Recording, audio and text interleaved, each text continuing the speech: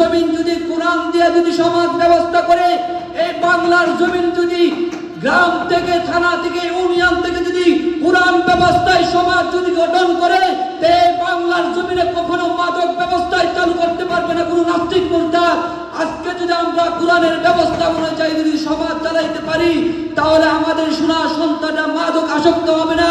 আজকে আমাদের সোনা সন্তানরা সন্ত্রাসী হবে না, আজকে আমাদের সন্ত্রাসটা করে যেতে লাশ হয়ে বাড়িতে ফিরবে না। আজকে আমাদের সমাজে কোরআন ব্যবস্থা, কোরআনের আইন চালু নাই, সেই বিদায় আজকে এই সমাজে এই অসমন্ত কাজগুলো চলছে, বলেন ঠিক কিনা?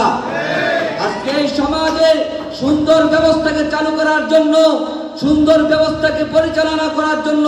কোরআন অনুযায়ী চলতে হবে, তাহলে এই দেশ একটা সুস্থ সুন্দর একটা দেশে পরিণত হবে। এই বাংলার জমিন, এই বাংলার জমিন উলামাদের জমিন, এই জমিনে আল্লাহু আকবারের সুরে সূর্য ওঠে,